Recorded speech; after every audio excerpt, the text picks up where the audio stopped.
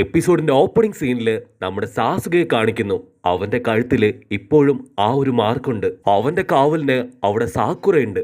അവള് സാസുകയുടെ കഴുത്തിലെ ആ ഒരു അടയാളം നോക്കി നിൽക്കുമ്പോ ഇവിടെ ഒറോച്ചിമാറു ആവട്ടെ അവന്റെ കൈക്ക് വേദന എടുത്ത് അവൻ ആ എന്നും പറഞ്ഞ് അലറുമ്പോ, മാസ്റ്റർ നിങ്ങൾ മരുന്ന് കഴിക്കൂന്ന് പറഞ്ഞ് ഒരു സർവന്റ് അവിടേക്ക് വരുമ്പോ ഒറോച്ചിമാറുവിന് ദേഷ്യം വന്ന് അവന്റെ കൈ ഒട്ടിച്ചു മടക്കി ചുരുട്ടിയെടുക്കും. അവൻ വീണ്ടും അവിടെ കിടന്ന് ഒരുപാട് ശബ്ദം ഉണ്ടാക്കുമ്പോ വേറൊരു സർവന്റ് വന്ന് ഞാൻ ഇപ്പൊ തന്നെ ഇതൊക്കെ ക്ലീൻ ചെയ്യാന്ന് പറയും. അപ്പൊ വേറൊരുത്തൻ കതകും തല്ലി തുറന്നു വന്ന് നിങ്ങൾ തീർച്ചയായിട്ടും മരുന്ന് കഴിക്കണം, അല്ലെങ്കിൽ ഒരിക്കലും നിന്നെ കൊണ്ട് പഴയതുപോലെ ആയി മാറാൻ കഴിയില്ല എന്ന് പറയും. പക്ഷെ ഒറോച്ചിമാറുവിന് മരുന്ന് കഴിക്കാൻ സാധിക്കുന്നില്ല.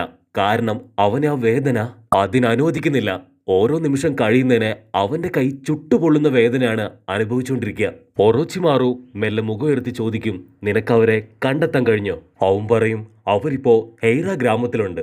അവള് ലെജൻഡറി 3 നിഞ്ചാസിലെ പ്രധാനപ്പെട്ട ഒരുത്തിയാണ്. അപ്പൊ നമ്മുടെ വില്ലന്മാരും കുട്ടപ്പനും മാമനും അന്വേഷിക്കുന്ന അതേ സെനൈനയ്ക്ക് വേണ്ടിയാണ് അന്വേഷണം നടത്തിക്കൊണ്ടിരിക്കുന്നത്. ഇവിടെ സീൻ ബ്ലാക്ക് ഔട്ട് ചെയ്താല് നമ്മുടെ കുട്ടപ്പനാവട്ടെ അവന്റെ മാമൻ അവന്റെ കയ്യിൽ ഇട്ട് കൊടുത്ത ആ ഒരു മാർക്ക് നോക്കിയിട്ട് ഇതെന്ത് മാർക്കാണ്, എന്തിനാണ് ഇതെന്റെ കയ്യിലിട്ടെന്ന് ചോദിക്കും. അപ്പൊ മാമന്റെ കയ്യിലുള്ള അതേ സിമ്പിള് അവന് കാണിച്ചു കൊടുക്കും. എന്നിട്ട് പോക്കറ്റിൽ നിന്ന് മറ്റൊരു പേപ്പർ എടുത്ത് അത് കാണിച്ചു കൊടുക്കുമ്പോൾ കുട്ടപ്പൻ അത് നോക്കി നിൽക്കും. പേപ്പറിലും അതേ സിമ്പിള് മാമൻ വരയ്ക്കുമ്പോ ഇതെന്തോ കാര്യമായ സംഭവമാണെന്ന് കുട്ടപ്പന് തോന്നും. ജിറയ ആദ്യം ബ്ലാങ്ക് പേപ്പർ കാണിച്ചപ്പോ കുട്ടപ്പനാവട്ടെ അതിന്റെ ഓരോ മുക്കുമൂലയും അരിച്ചു പെറുക്കും. പിന്നീട് ആ ഒരു മാർക്ക് ഇട്ടപ്പോ അതിൽ മാത്രമായിട്ട് ശ്രദ്ധിച്ചു നിൽക്കും. അതായത് കുട്ടപ്പന്റെ മുഴുവൻ ഫോക്കസും ഇപ്പോ ആ ഒരു മാർക്കിലാണ്. ഇങ്ങനെ സംഭവിക്കുകയാണെങ്കിൽ അവന് സ്പിരിച്വൽ ആയിട്ട് ഒരുപാട് പവർ ഒറ്റയടിക്ക് പുറത്തെടുക്കാനാവും. കുട്ടപ്പൻ ആദ്യം ആ ബോൾ പൊട്ടിച്ചത് അതിന്റെ എവിടേക്കോ പ്രഷർ കഷ്ടപ്പെട്ട് കൊടുത്തിട്ടാണ്. അതുകൊണ്ട് തന്നെ അത് കൃത്യമായിട്ട് അവർ പ്രതീക്ഷിച്ച പോലെ പൊട്ടിയില്ല. ഏതെങ്കിലും ഒരു ഭാഗത്ത് അവിടെ കറക്റ്റായിട്ട് ഫോക്കസ് ചെയ്ത് പവർ കൊടുക്കുകയാണെങ്കിൽ തീർച്ചയായിട്ടും അത് പൊട്ടും. മാമൻ പറയും, നിന്റെ പവർ എല്ലാം തന്നെ ഈ ഒരു മാർക്കിൽ നീ കോൺസെൻട്രേറ്റ് ചെയ്യിപ്പിക്കണം. അങ്ങനെ ചെയ്യുകയാണെങ്കിൽ തീർച്ചയായിട്ടും നിനക്കിത് ബ്ലാസ്റ്റ് ചെയ്യിക്കാൻ കഴിയുമെന്ന് പറയുമ്പോൾ കുട്ടപ്പൻ റെഡി 1 2 3 എന്ന് പറഞ്ഞ് അതിലേക്ക് പവർ കോൺസെൻട്രേറ്റ് ചെയ്യാൻ ഒരുപാട് ശ്രമിക്കാൻ തുടങ്ങും.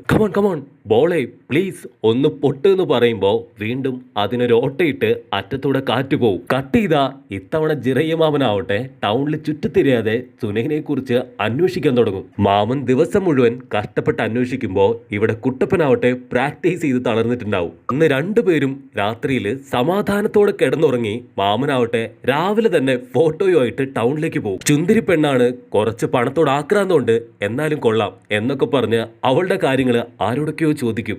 കുട്ടപ്പൻ പ്രാക്ടീസ് ചെയ്ത് ഒരുപാട് ബോളുകൾക്ക് ഓട്ട ഇട്ടുകൊണ്ടേയിരിക്കും. കട്ട് ചെയ്താ നമ്മുടെ വില്ലനാവട്ടെ എങ്ങനെയെങ്കിലും അവന്റെ പവർ തിരിച്ചെടുക്കാനുള്ള വെറിയോടുകൂടെ അലഞ്ഞുകൊണ്ടിരിക്കും. കുട്ടപ്പൻ വീണ്ടും ഒരുപാട് ബോളുകൾ ഞെക്കി പൊട്ടിച്ചുകൊണ്ടേ ഇരുന്നാലും അവൻ എങ്ങനെയാണ് കറക്റ്റായിട്ട് കോൺസെൻട്രേറ്റ് ചെയ്യേണ്ടതെന്ന് മാത്രം പിടികിട്ടില്ല. ബലൂൺ പൊട്ടിച്ച് പാവം കുട്ടപ്പന്റെ കൈ തന്നെ ഇപ്പൊ പൊട്ടിത്തുടങ്ങി.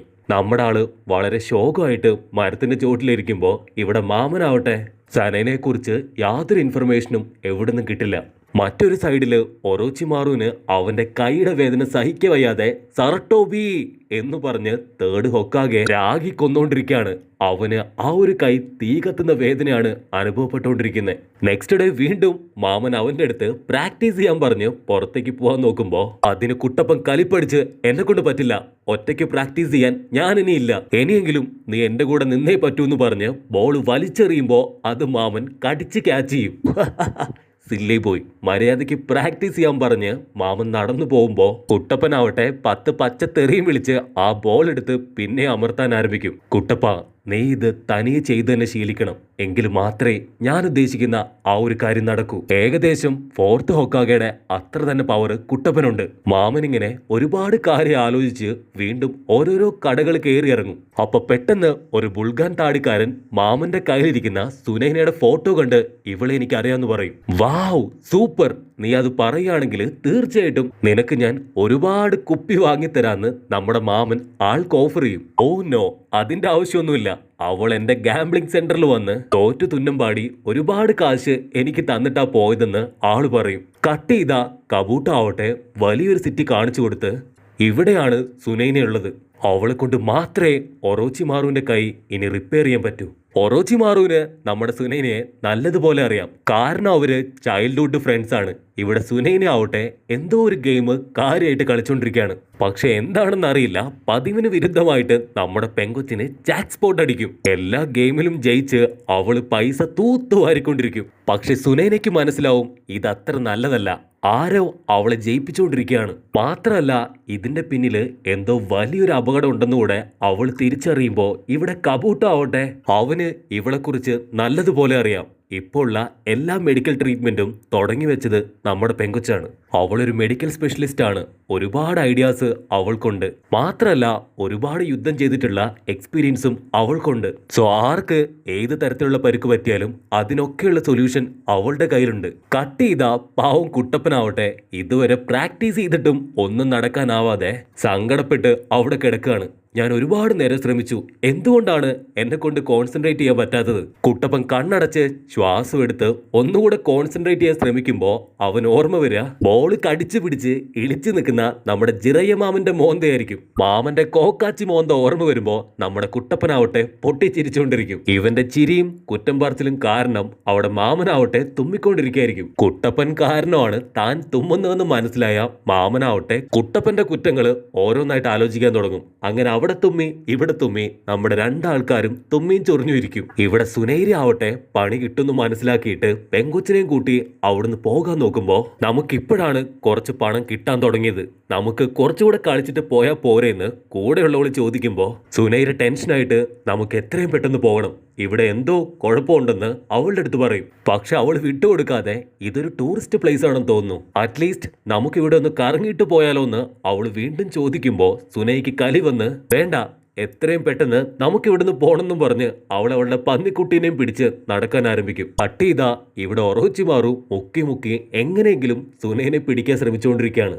പക്ഷെ അവന്റെ കൈ പണിയെടുക്കാത്തതുകൊണ്ട് തന്നെ അത്ര കറക്റ്റായിട്ട് അവളെ ലോക്ക് ചെയ്യാൻ പറ്റൂല. ഇവിടെ കുട്ടപ്പൻ വളരെ കഷ്ടപ്പെട്ട് എഴുന്നേറ്റ് ഇനി എങ്ങനെയെങ്കിലും എനിക്ക് പ്രാക്ടീസ് ചെയ്യണം, എന്റെ പവർ അതെനിക്ക് തിരിച്ചു കൊണ്ടുവന്നേ പറ്റുള്ളൂ എന്ന് പറഞ്ഞ് അവൻ പന്തെടുക്കുമ്പോൾ ഇവിടെ ജിറയ്യ ആവട്ടെ ഒരു മരത്തിന്റെ പിന്നിലിരുന്ന് കുട്ടപ്പൻ കാണിക്കുന്നതെല്ലാം തന്നെ ഒളിഞ്ഞു നോക്കിക്കൊണ്ടിരിക്കും. വീണ്ടും ടയർഡായിട്ട് കുട്ടപ്പൻ ഒരു 5 മിനിറ്റ് കൂടെ കിടന്നിട്ട് ഞാൻ പ്രാക്ടീസ് ചെയ്യാം. അപ്പോൾ തണുത്തൊരു കാറ്റ് അതുവഴി വീശുമ്പോൾ ഒരില പറന്നു വന്ന് കുട്ടപ്പന്റെ നെറ്റിയിലിരിക്കും. മെല്ലെ മെല്ലെ നമ്മുടെ ആള് വീണ്ടും ഒരു ഫ്ലാഷ് ബാക്കിലേക്ക് പോകും. ചെറിയ പ്രായത്തില് നമ്മുടെ കുട്ടപ്പനാവട്ടെ എന്നെ പോലെ തന്നെ ക്ലാസ് ഒന്നും ശ്രദ്ധിക്കുകയേ ഉണ്ടായിരുന്നില്ല. അന്നത്തെ പ്രധാന അധ്യാപകൻ മാസ്റ്റർ ഹിറൂക്കി ആയിരിക്കും. ക്ലാസ്സിലെ അന്നത്തെ പ്രധാന വില്ലന്മാര് നറൂട്ടോ കുട്ടപ്പൻ, ചോച്ചി, കിബ ഇവരൊക്കെയാണ്. അവരെ 3 പേരെയും വരാന്തയിൽ പിടിച്ചു നിർത്തി അച്ചരം പൊച്ചരം വഴക്കു പറയുമ്പോ നമ്മുടെ ചോച്ചി പയ്യൻ ഇതൊന്നും മൈൻഡ് ചെയ്യാതെ ഫുഡ് ഫുഡ് എന്നലറിക്കൊണ്ടിരിക്കും. ഹിറൂക്ക മാസ്റ്റർക്ക് കലിപ്പ് അധികമായിട്ട് വെറുതെ ഇരുന്ന് തിന്നല്ല, നിങ്ങൾ ഭാവിയിലെ വലിയ നിഞ്ചകളാവേണ്ടവരാണ്, അതുകൊണ്ട് തീർച്ചയായിട്ടും ഈ ഒരു കോൺസെൻട്രേഷൻ ജിപ്സു നിങ്ങൾ പഠിക്കണം. മാസ്റ്റർ പെട്ടെന്ന് ഓരോ ഇലയെടുത്ത് എല്ലാവരുടെയും നെറ്റിയിൽ പതിപ്പിച്ചിട്ട് ഈ ഒരു ഇലയിലേക്ക് നിങ്ങൾ നോക്കുകയാണെങ്കിൽ തീർച്ചയായിട്ടും നിങ്ങളുടെ കോൺസെൻട്രേഷൻ വർദ്ധിക്കും. ഇങ്ങനെ ഇല വെച്ച് കോൺസെൻട്രേറ്റ് ചെയ്യുകയാണെങ്കിൽ തീർച്ചയായിട്ടും നിങ്ങളുടെ കോൺസെൻട്രേഷൻ വഴിമാറി പോവില്ല. ഒരുവൻ ക്ലിയർ ആയിട്ട് കോൺസെൻട്രേറ്റ് ചെയ്ത് അവന്റെ വർക്ക് ചെയ്യുകയാണെങ്കിൽ തീർച്ചയായിട്ടും അവനായിരിക്കും ക്ലിയർ നിഞ്ച. ഇങ്ങനെയൊക്കെ തന്നെയാണ് ലീഫ് വില്ലേജിന്റെ ഒറിജിൻ എന്ന് കൂടെ നമ്മുടെ മാസ്റ്റർ കംപ്ലീറ്റ് ചെയ്യുമ്പോൾ നമ്മുടെ കുട്ടപ്പന്മാര് വീണ്ടും മാസ്റ്ററെ പരിഹസിച്ച് ചിരിക്കും. ഇലയൊക്കെ വലിച്ചെറിഞ്ഞ് നമ്മുടെ കുട്ടപ്പന്മാരാവട്ടെ ജനലിൽ കൂടെ പുറത്തേക്ക് തുള്ളി ഓടുമ്പോ ഇവിടെ മാസ്റ്ററിന് ആളുടെ കലിപ്പ് കേറി വരും. കുട്ടപ്പൻ വിഷമത്തോടെ കണ്ണു തുറക്കാണ്. കാരണം അന്ന് കറക്റ്റായിട്ട് ആ ഒരു ജിപ്സ് ചെയ്യുകയായിരുന്നെങ്കിൽ ഇന്ന് നമ്മുടെ കുട്ടപ്പന് ഈ ഒരു കാര്യം വളരെ എളുപ്പത്തിൽ ചെയ്യാൻ സാധിക്കുമായിരുന്നു. ഞാൻ അപരാധിയാണ്, മഹാ അപരാധിയാണെന്ന് പറഞ്ഞ് അവൻ കരയുമ്പോ നോ തീർച്ചയായിട്ടും ഞാൻ തിരിച്ചു വരുന്നും പറഞ്ഞ് അവനവന്റെ കയ്യില് ലീഫ് വില്ലേജിന്റെ ഒരടയാളം ഇട്ട് കമോൺ കോൺസെൻട്രേറ്റ് എന്ന് പറഞ്ഞ് കുട്ടപ്പൻ വളരെ കഷ്ടപ്പെടുമ്പോ ഇവിടെ സുനയ്യ ആവട്ടെ വലിയൊരു കോട്ടയുടെ മുൻപിലെത്തും. അവളുടെ കൂടെയുള്ളവള് ആ ഒരു കോട്ട കണ്ട് വാപൊളിച്ച് നിൽക്കുമ്പോ നമുക്ക് ടൈമില്ല, എത്രയും പെട്ടെന്ന് പോകണമെന്ന് സുനൈന പറയും. പക്ഷെ ഒരു പോയിന്റിലെത്തുമ്പോ അവളും ആ ഒരു കോട്ട നോക്കി നിൽക്കും. ഇവിടെ കുട്ടപ്പനാവട്ടെ വളരെ കഷ്ടപ്പെട്ട് കോൺസെൻട്രേറ്റ് ചെയ്ത് ചക്രാസിനെ ഏകോപിപ്പിച്ച് അത് പൊട്ടിത്തെറിപ്പിക്കാൻ നോക്കുമ്പോ പൊട്ടേ എന്ന് വലിയൊരു സൗണ്ടില് ബോംബ് പൊട്ടും പോലെ ആ ബോൾ പൊട്ടിത്തെറിക്കും. ആ ഒരു പൊട്ടലില് കുട്ടപ്പൻ കറങ്ങി തെറിച്ചു പോവും. കുട്ടപ്പൻ ഇവിടെ തെറിച്ചു പോകുമ്പോൾ അവിടെ ആ ഒരു കോട്ട അത് തകർന്നു വീഴും. കുട്ടപ്പന്റെ പോക്ക് കണ്ട് നമ്മുടെ മാമനാവട്ടെ അവനെ പിടിച്ചു നിർത്തും. മാമൻ കുട്ടപ്പന്റെ കൈ നോക്കി, നീ ഓരോ തവണയും എന്നെ അമ്പരിപ്പിച്ചുകൊണ്ടിരിക്കുകയാണ്. ഇനി തേർഡ് സ്റ്റെപ്പ് അത് പറഞ്ഞു തരുന്നതിന് മുൻപായിട്ട് നമ്മൾ സുനൈനയെ മീറ്റ് ചെയ്യുന്നു പറയുമ്പോൾ ഇവിടെ കോട്ടയം തകർത്ത് നമ്മുടെ കബൂട്ടോയും ഒറോച്ചിമാറും അവിടേക്ക് വരും. അവസാനം ഞാൻ നിന്നെ കണ്ടുപിടിച്ചു എന്ന് ഒറോച്ചിമാറു പറയുന്നതോടുകൂടെ ഈ ഒരു എപ്പിസോഡും ഇവിടെ അവസാനിക്കുന്നു. എപ്പിസോഡ് ഇഷ്ടപ്പെടുകയാണെങ്കിൽ ലൈക്ക് ചെയ്യാനും കമന്റ് ചെയ്യാനും ഷെയർ ചെയ്യാനും മറക്കല്ലേ. അടുത്തൊരു അടിപൊളി എപ്പിസോഡായിട്ട് കാണുന്നവരെ it's me with Mallu episode.